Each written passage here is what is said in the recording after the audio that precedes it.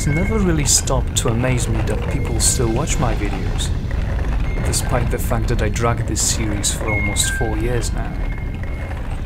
Oh, but I'm glad you're here, even if you're new to all this, like coming after randomly clicking on related videos somewhere else. Welcome. Most heartily welcome. I'm ShephardReborn, and this is Pacifist's Approach. And that's a euphemism for all you uninitiated. So please don't shout that I use a crystal shard, cause there's some serious raw stuff shown here. Like a lot of running backwards and hiding. Pretty graphic, you know.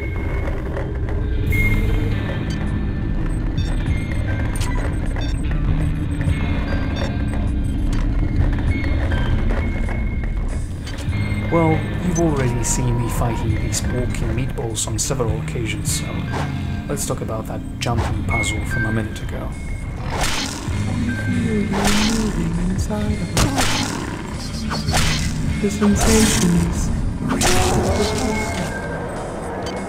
As I said in previous episode, there is a place in chapter Residue Processing of the original Half-Life that incorporates a series of platform piston pairs that move vertically, crashing into each other like those teeth here. It's pretty iconic sequence as you are forced to traverse to otherwise inaccessible catwalk by jumping on them. Keep an eye out for teleporting vortigans, and there's even a G-Man sighting during that too. That's what I had in mind saying this puzzle reminds me of a Valve's game. And it is really something out of place in the context of the game, like that torpedo platform in Rickenbacker. Okay, I surely didn't expect to come across anything like that on my first playthrough. This makes you wonder what they were thinking, because this is a bit cheesy and, excuse me for using big words, but spoils the immersion of this level. I think someone on the publisher's side of the team suggested to put some sort of a puzzle here and there, and by suggested, I mean told them they should put it to make it more entertaining. But it isn't. And I have nothing against the huge teeth. Well, a bit naive. Still, the concept is consistent with the many being a huge organism, needing to process a shitload of human corpses. But just imagine if they did a huge chamber with a dozen of these, teeth, not dead people, and with pools of saliva all together resembling a giant mouth, for you to enter and gasp upon in amazement, and not to get you all irritated with it instead. To be frank, there is nothing really worthwhile to talk about when it comes to current state of affairs within the game, you know. I go here, slash that, kill that, collect some stuff, go to another place. Like now I'm fighting with a bunch of monsters as usual.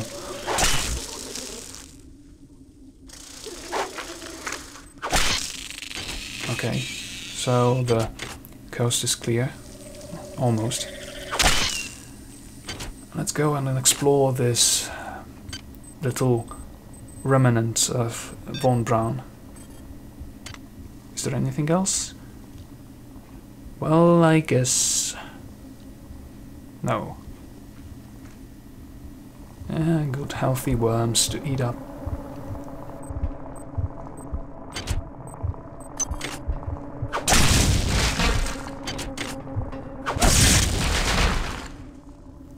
I don't like the sound the eggs make, you know, the humming stuff, so I just usually bash them. I also want to hear if anything is sneaking up on me, because I have a suspicion that there's something out there. All this useless loot. All I need is Crystal. She enables me to see the other hidden side of things. Like when she cuts, you can look into both the outside and the inside of animals and people. You know, fuck it. I still have some topics to discuss. So let's talk about remaking System Shock or making a sequel. The legal aspect of remaking any System Shock game or adding another sequel to the series is primarily related to the fact that the rights to the game are scattered amongst different entities. A portion of the game development rights, the production copyright, belongs to some financial company, a bank or a credit union, as I recall. From my understanding of ownership rights, which is intuitional at most, this copyright incorporates everything that System Shock is, from story details through graphics, logos, sounds, names of the characters, etc. Like the whole game's content, but not the actual title of the game.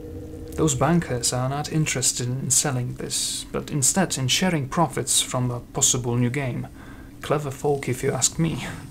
The System Shock trademark as the right to use the title in-game is still held by the Electronic Arts, although they didn't renew it after 2008.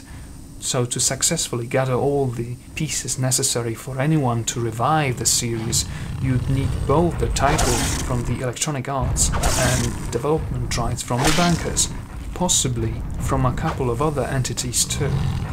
Interestingly, I've read that the War Inspector, the main man behind the original System Shock, may still have some say if that would happen. It's hard to make a clear picture cause the informations are, as I said, scattered and even sometimes contradictory. So Irrational Games may take up the Bohemia Interactive's path of dealing with such problems, but more on that next episode. With only a few short years of evolution, they've been able to conquer this starship, mankind's mightiest creation. Where were we after 40 years of evolution? What swamp were we swimming around in, single-celled and mindless? What if Shodan's creations are superior to us? What will they become in 1 million years, in 10 million years? What's clear is that Shodan shouldn't be allowed to play God. She's far too good at it. So, Prefontaine seems to have a point on this, really.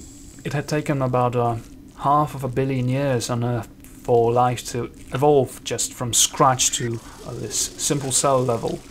So who knows how the many would look like, how they would act after like tens of thousands of years of evolution, of hundreds of thousands of years.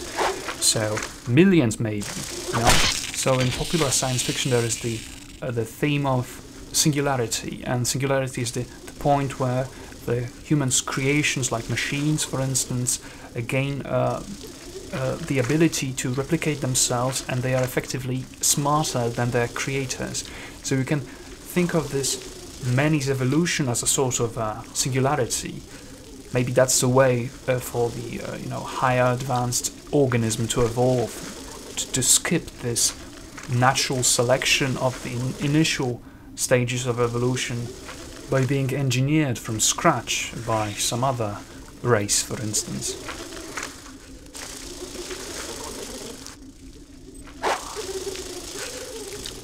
Although you obviously can see what is happening on screen,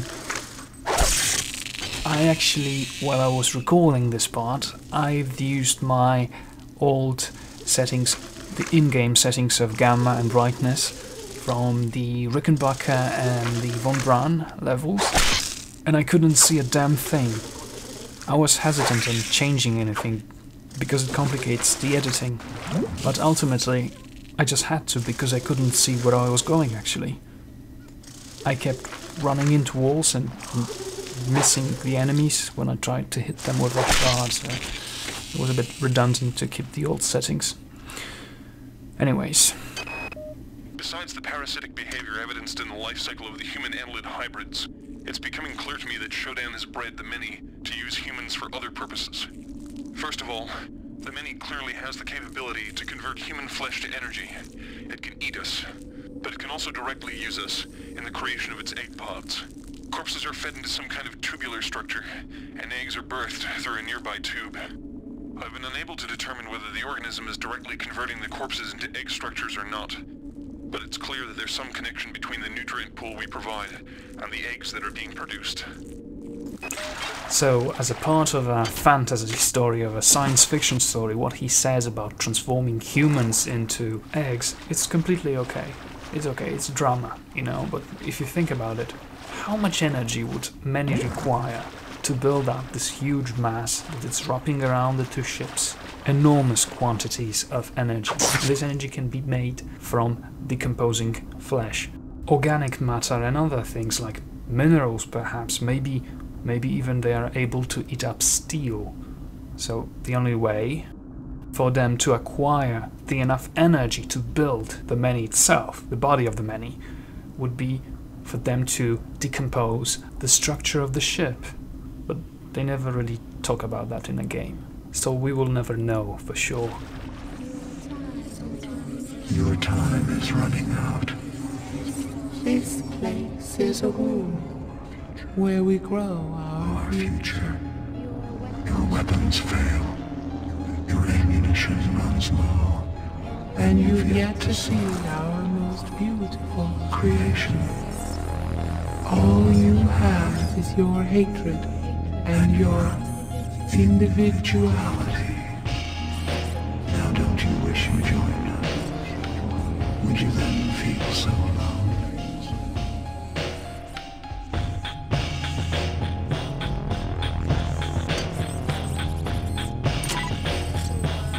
Okay, so we're ready up for another fight.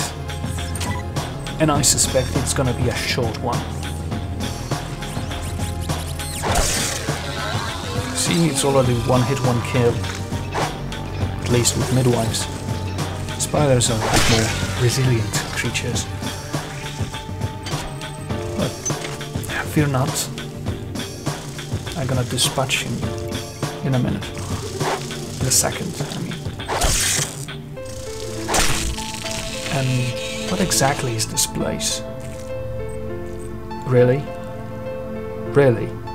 It surely looks somewhat familiar. Oh, I won't name it. No, this is a family show, you know? With a bit of profanities here and there. Still, I'm gonna protect my audience from this dirty thinking.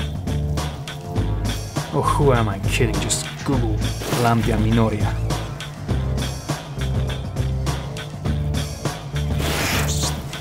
Oh, don't you look at me like that.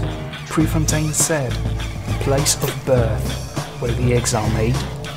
This pretty much fits the description, really. Although I didn't expect so many of these.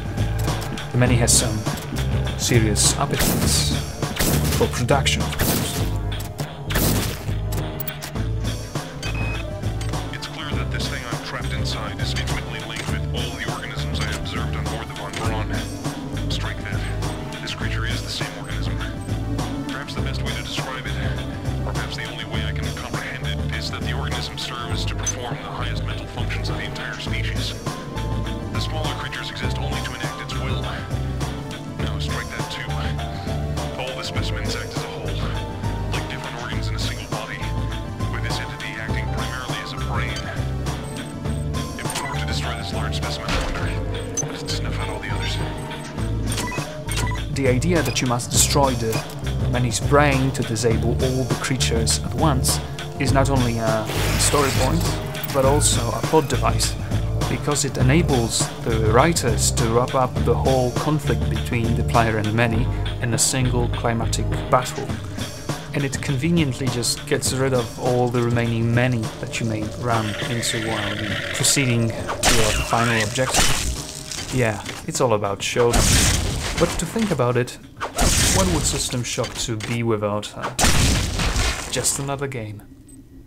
Just another game. While I don't understand the annelid life cycle fully, it's clearly extremely diverse. The eggs produce either a male or a female spore. The male, the drones, are wasp-like creatures. The female are worm-like annelids that seek out a host to infect. Following infection, the host begins to transform into a human annelid hybrid. From that point, the life form can take numerous paths. I believe this path is determined by the many itself. The creatures have communicated their need to grow the biomass, so I imagine that biological material is their primary resource. Therefore, each path has costs and benefits. The proto-arachnid is extremely quick and potentially relatively cheap in biomass. The hulking fleshy ones are powerful, but are clearly a larger investment. I've observed only one example of the floating organisms. The only comfort is that the more dangerous organisms are quite costly to produce, limiting their numbers. I think he actually contradicts himself. because he was talking in one of his previous logs that the Rumblers are an evolved form of hybrids, that the hybrids are transformed into Rumblers after some time. And here he says that the Rumblers, Psi-reavers and Spiders are being produced directly by the many, and the many manages which one it actually wants to grow. But it's a minor thing though. Nothing to worry about, let's go.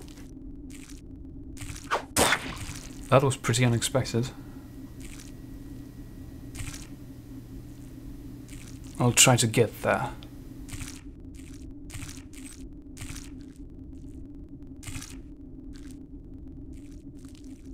It's been a very long time since I played this part. Do any of you remember? Is it possible to get there, up there? On that ledge? Because when I recorded this part, I tried everything. I tried speed hypos, I tried jumping techniques, just straight jumping and everything. Just couldn't get there, really. Maybe there's some other way up, something I've missed. If any of you knows, please tell me. I sometimes don't remember that I've looted something and I keep on checking the same box. This actually happens in a lot of games. There's nothing else to do, so let's listen to another Prefontaine's log. There's surely plenty of those lying around here. He must have been losing them like crazy. There's some kind of horrible grinding noise coming from the next area. It sounds like chewing. I think I know what's going to happen here. This is some kind of digestive tract of a very, very large animal. I go back and forth between being fascinated and terrified. The creature's a remarkable discovery. I wish I could only live long enough to learn more.